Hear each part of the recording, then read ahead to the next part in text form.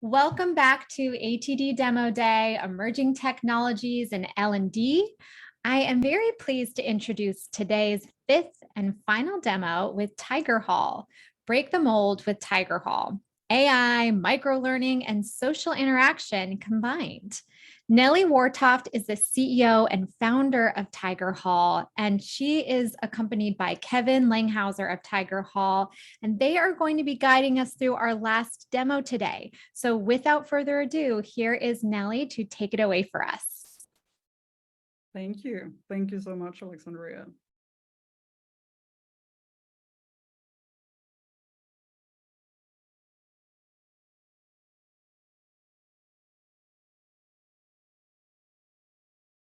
So I started Tigerhall 5 years ago because I was a very, very frustrated employee of a large global corporation.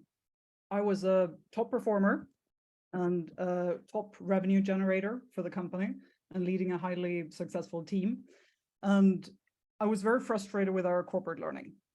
All the L&D team did was taking my time away from my very important work of generating revenue for the company for useless workshops and completing boring video courses and everything that was not related to me. I was not enjoying it. My team was not enjoying it. My colleagues were not enjoying it. And I wanted a learning platform that is real, that is closely related to the actual business that I'm doing, not random workshops by random coaches that have no idea what my day-to-day reality is like, and something that is actually enjoyable to use. So when I was testing the concept for Tigerhall, I was going around to social gatherings and events, and when people asked me, hey, what do you do for work? I just replied with one question. I asked them, what do you think of your corporate learning? And it was always the same rant. It's the worst, it's so boring, I just press through it as quickly as I can. It's all these long videos, I just put it on autoplay and I walk away. And it was always the same kind of response. And the reason for this is that the world has changed a lot over the past 20 years, but learning platforms haven't really. And I usually say that the 90s was great for music, but not for learning platforms. And that's still very much where we are today. So the way that people are consuming content today, the way people are learning, the way people are interacting with technology, it's very mobile first, it's very social, it's super engaging, you learn from real world creators, it's bite-sized, and it doesn't take time that you don't have. On the other hand, looking at what employees are facing when they come into the office on a Monday morning, it's all these long, boring videos that are created by people that have no experience in what they're talking about and usually just delivering the content. And it's forcing employees to sit through these on their own and seeing what has happened because they are just forced to do it. So looking at how the industry has been moving within learning over the past years, we've seen this shift from starting as very much this tick box exercise when it was the internal L&D team creating the content, creating slides for everything, putting it through SCORM formats and pushing them people to complete it. And it was next to just get through it as quickly as they possibly could.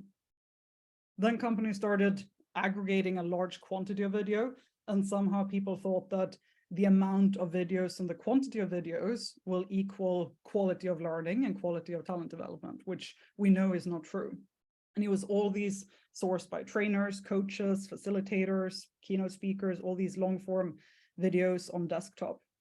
And seeing again and again how engagement is a challenge, adoption is a challenge, companies are looking at how can we get better return on investment for the money and the budget that we spend on learning, and something that employees are actually appreciating.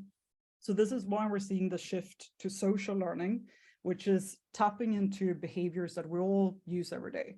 Everyone says that I don't have time for learning, but we still spend 3 hours a day on social media. So there is something there that keeps people engaged, that makes it easy to use, to tap into, and those are the behaviors that we can leverage in enterprise learning too. And it's learning from real people, real practitioners, whether they're inside or outside of your company, being very targeted. So know one-size-fits-none kind of approaches, and being very closely aligned with what is it that the business is driving, what are the business needs, and how can you drive that impact, not just looking at completion rates or time spent. And what we're seeing when learning is done in this way, when it's real, when it's closely related to your business, when it's something that employees are actually enjoying using, these are the kind of adoption engagement rates that we're seeing. So these are examples of just 6 of our current customers and the change that they've seen in uptake, adoption, and engagement on learning after switching to Tigerhall. And it's worth pointing out that this is not compliance training. This is not forced training. This is all optional, opt-in, talent development, professional development for you as an employee. And then they drive certain initiatives throughout, but it's still something that people can tap into that they would enjoy. So how does Tigerhall work then? Why is the adoption engagement so high on Tigerhall compared with other platforms? So how it works is that we have this network of around 2,000 influencers, which are influencers that influence the way you think, that are across North America, Europe, and Asia Pacific. These are the people that you're learning from on the platform. So the content, the insights, the advice, everything is from them. And it's based on their real world experience. It's based on their own careers, what they are doing in their companies right now. So if I'm a top performing seller, would I rather learn from Simon Tate, the president of Adobe for Asia Pacific, used to be the CEO of Salesforce, than a coach doing a negotiation workshop? The first is my obvious choice. And you have people like Joanna, the CEO of HSBC, people like Ted, used to be the US ambassador to Vietnam, now runs public policy for Google. And these are the people that you're learning from.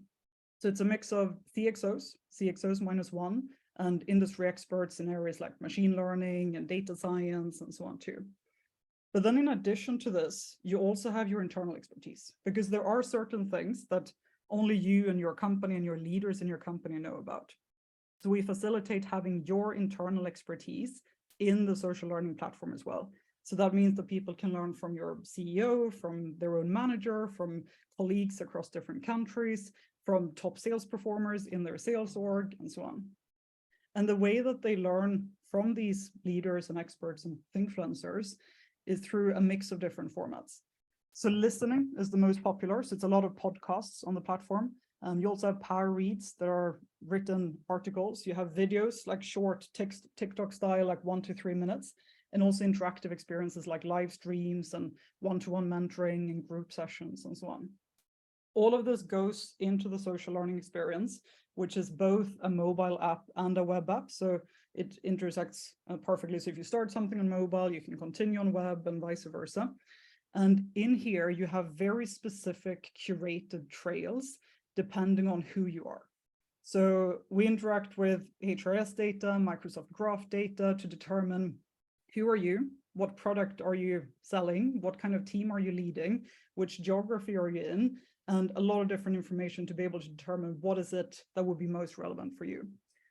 So out of that comes curated trails on, for example, CXO relevancy for senior AEs. How can you be better at selling to CXOs and be more relevant to them, which is something every VP of sales is wishing for their sales team to be.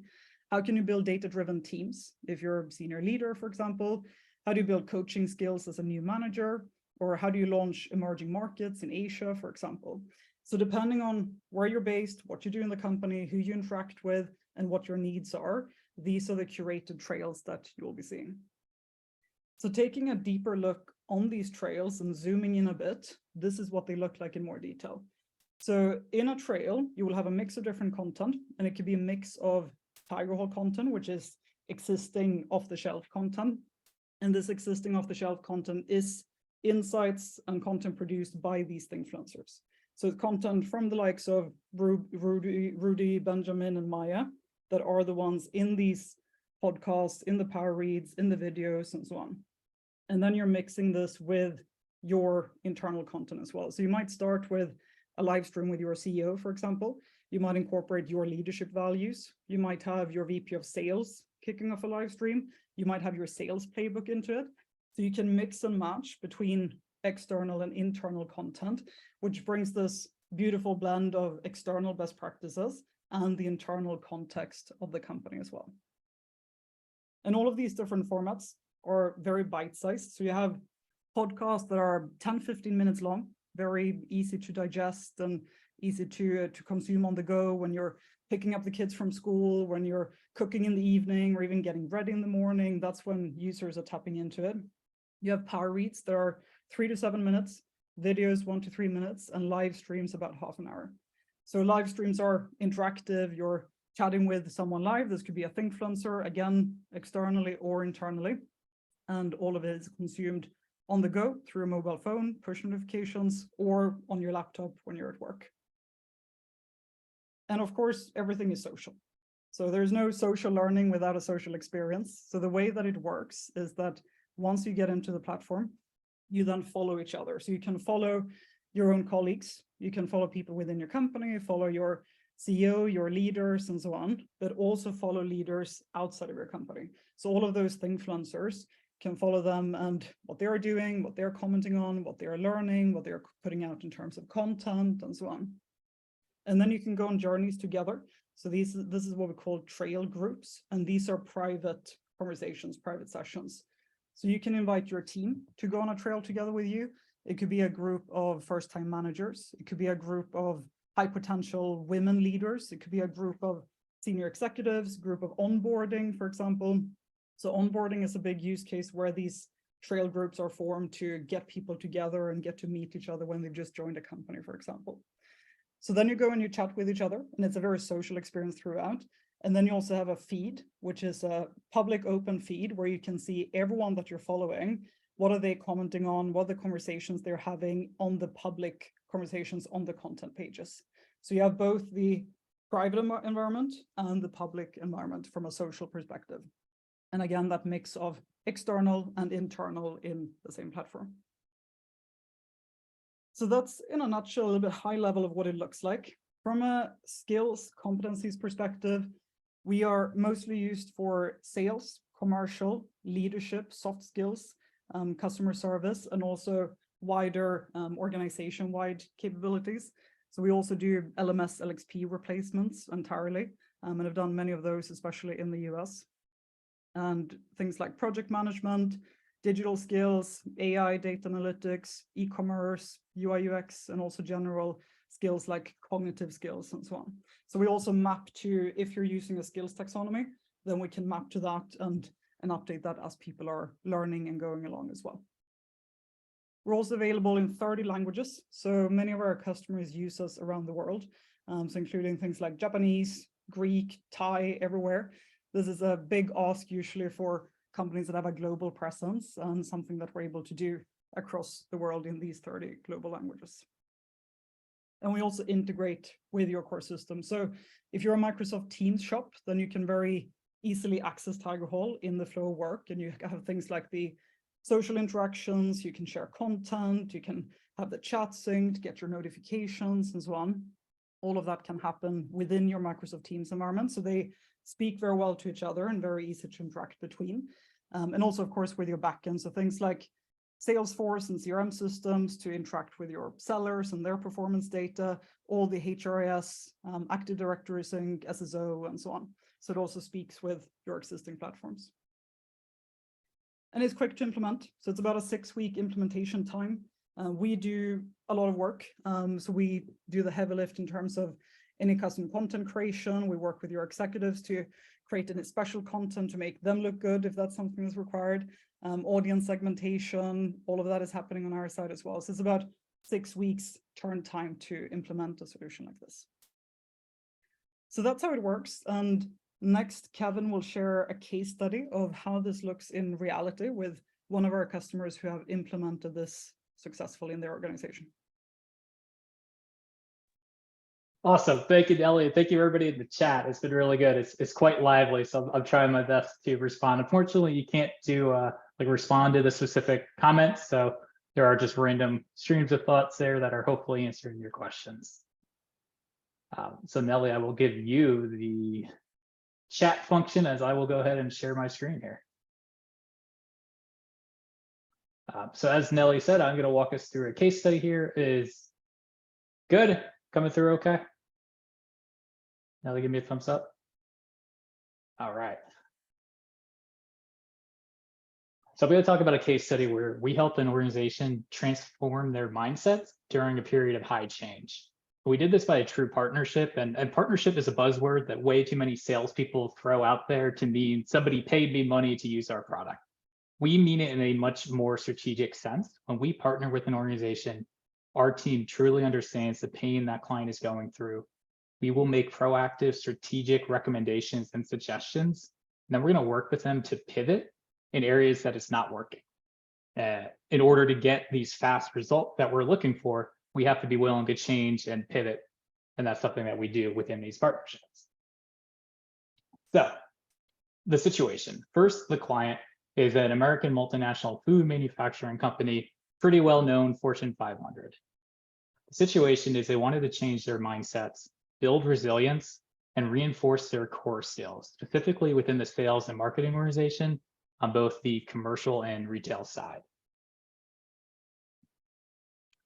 Now, the challenge, the task in front of us was incredibly difficult. This was over a 100-year-old organization that had just announced within 12 months they were going to divest into 2 different companies. In fact, even our champion did not know which company she was going to work for 12 months from then. However, as an organization and as an L&D department, they could not lose sight of putting their employees first, retaining their top talent. So when they did divest into 2 companies, they had good employees. And also, most importantly, they had to still produce during these times of uncertainty and during this time of divestiture. So how do we do it? We started with a proposal. We started with specific journeys that we thought would resonate with their team based on our conversations. We then met with their L&D team, we met with their executive group team, and we put together our first draft. And these were learning journeys focused on change management and leadership, focused on customer centricity, creating customer value, omni-channel marketing, and then integrated commercial plans. And this is where the partnership came in. We launched these journeys, and this is what it looked like. But this isn't what it originally looked like. It was actually much different. And we launched our first few journeys, and we started to get some feedback, in-app survey, but also we looked at the data and analytics. Our customer success team and our learning strategist team noticed a trend. A lot of employees were really focused on employee health and well-being. So we brought that up to the client and we pivoted. We created a journey specifically around prioritizing mental health and well-being during times of uncertainty. And we did a live stream with their chief customer officer. But he didn't talk about chief customer officer-y things. He talked about what he's doing to keep his mind and body right during these uncertain times. And it was incredibly authentic. It was incredibly raw. He talked about taking ice baths and how he can focus on controlling the things he wants to control. It gathered a lot of attention. And then we were able to redirect that energy back to the platform, back to focusing on those sales skills, focus on those competencies, omni-channel marketing, all those important things, which led us to absolutely incredible results. The adoption speaks for himself. So this was a 100% optional program. So we started with 1,400 users, 73% adoption within the first month and a half, averaging 42 minutes on the platform itself. So consuming content, going to live streams, interacting with each other. Step 1, get people excited, get people on the platform. Step 2 is understanding what is it actually helping them do. So we did focus groups, we did self-reflection. 98% of them agreed that they understand the importance and why behind collaborating and communicating. 93% of them said they applied what they learned in their day-to-day, meaning 73% of these people are going on the platform for 42 minutes a day, and almost all of them are applying those to their day-to-day. And last one here, we have 100% across the board. 100% of the employees say that they are confident in adapting to change. They're able to communicate it. They're able to support their team, and they're curious about continued learning. So I want to leave everybody with a thought before we turn this up to more of a, I see the chat blowing up. We're going to turn this up to more of an interactive Q&A. Nellie and I are going to field some questions. But I want everybody to think about what are the 4 most important skills your leadership's asking you and your employees to drive value on. And imagine 4 months from now, 100% of your employees say they're confident in those 4 skills. How's that going to make you feel? How is that going to make you look? But with that said, I know we have that chat going. Do we want to, Nellie, open up some questions? Yeah, I'm thinking I could take a few of them verbally and stop typing. I want to take Mohammed's question first, because I think this is a great one. He says the stats for employees engagement option were remarkable. Do you have any stats for learning effectiveness compared to other types of learning models? Yes, we do. So we measure the pre and the post. So some of the stats that Kevin shared now. And what we've realized is that one of the biggest indicators of on-the-job performance is actually confidence. So we put a lot of emphasis on measuring confidence in learning success.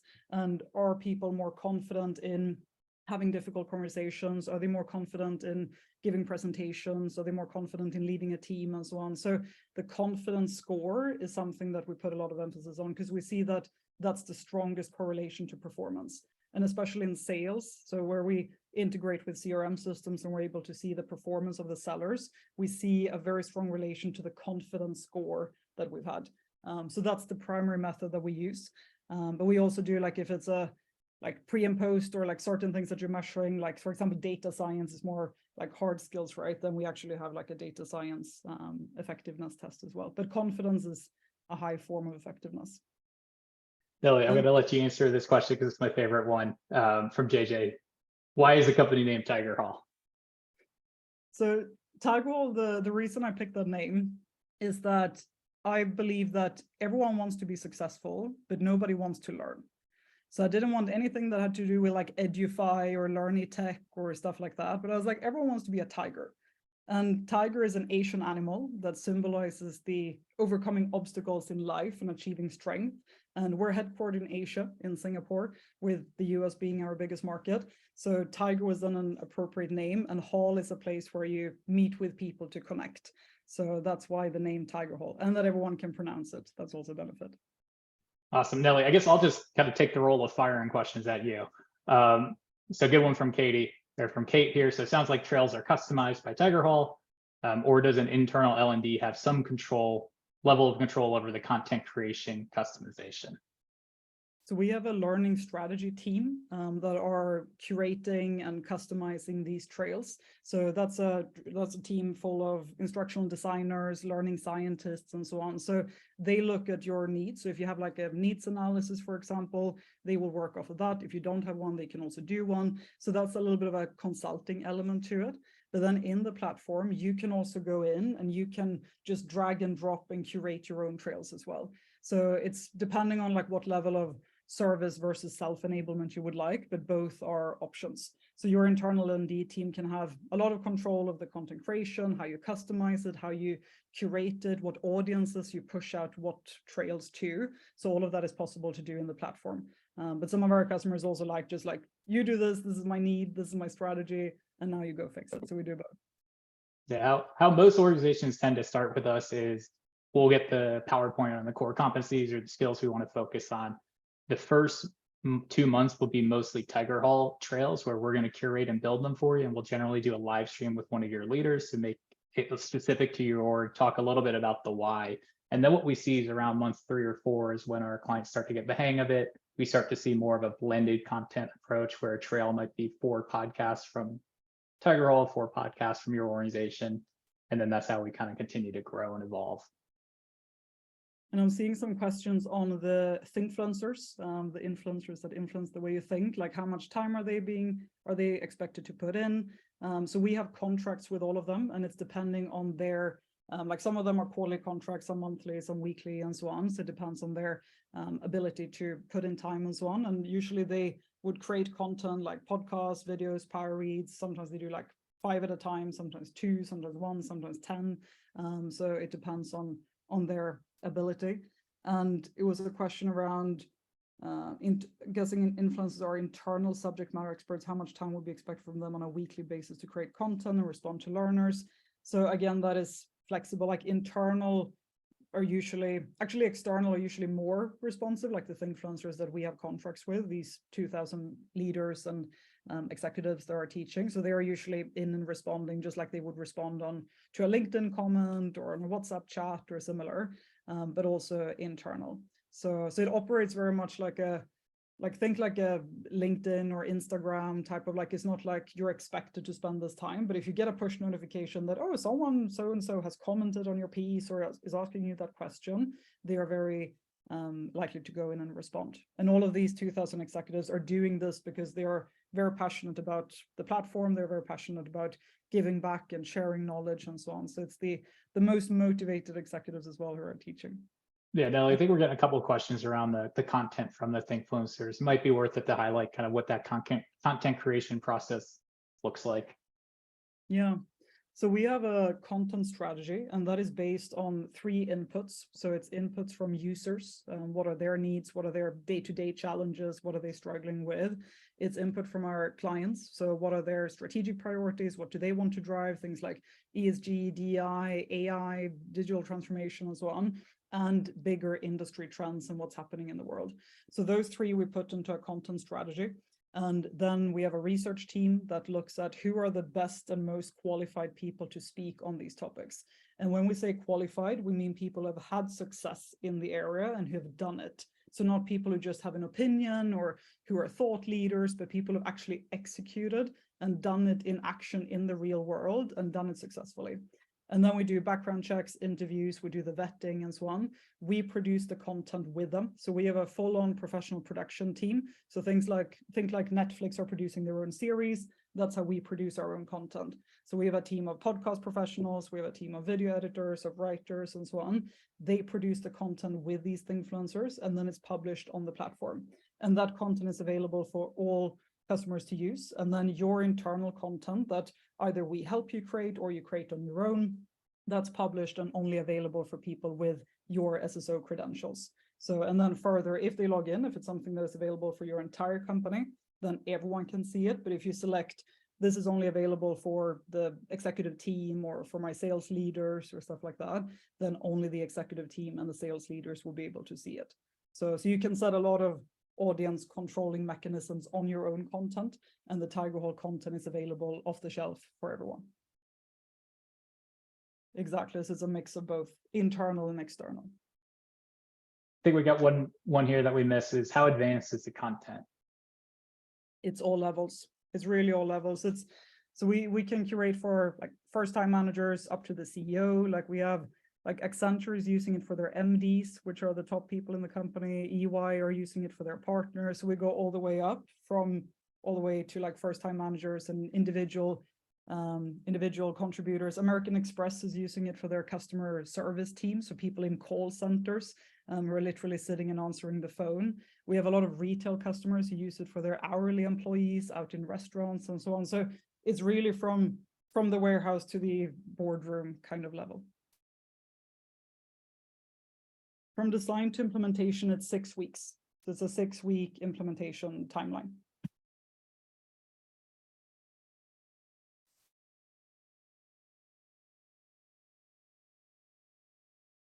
What else did we miss? It's been a great group. Really happy y'all are very chatty. We love questions. Awesome group. Just making sure we didn't miss anybody. If we did miss one, feel free to drop it back in the chat there, and we'll get to it. We're kind of all scrolling now.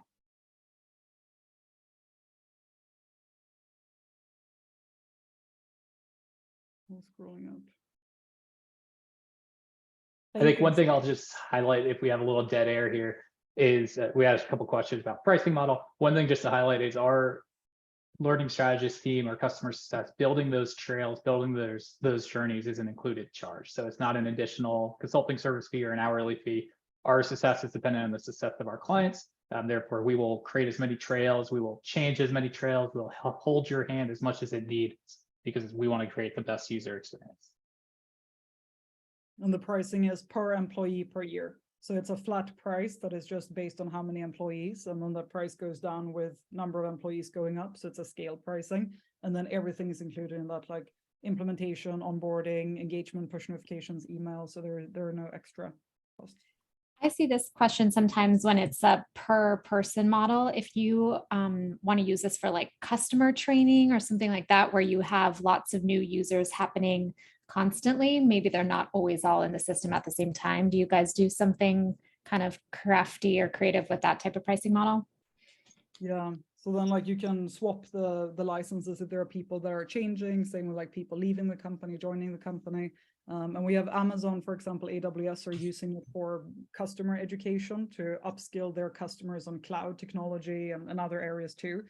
So they have then customers joining, they go through these trail cohorts, they have Amazon thought leadership and so on. So it's also used for external customer education and universities as well. So quite a wide range of use cases.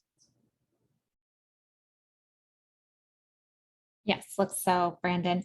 All right, we are at the top, well, we're at the half-hour mark, which means that we have concluded our second demo day of the year. ATD is so grateful for Tigerhall and all of the other sponsors who helped make this day possible for all of our attendees. Thank you so much. We hope you take a survey and give us feedback if you want to see future demo days. If you liked seeing Nellie and Kevin, give them feedback. Let us know that you want to see more people like this. That's really helpful for us for creating future events for you all. Thank you again for participating. And just a reminder, you've probably seen it in the chat, but you will receive a recording link in the email that goes out tomorrow. Whether or not you attended live or you signed up for this so that you can watch the recording, you'll get one long recording, and then we'll break out each demo into individual links as well. And thank you again so much, everyone.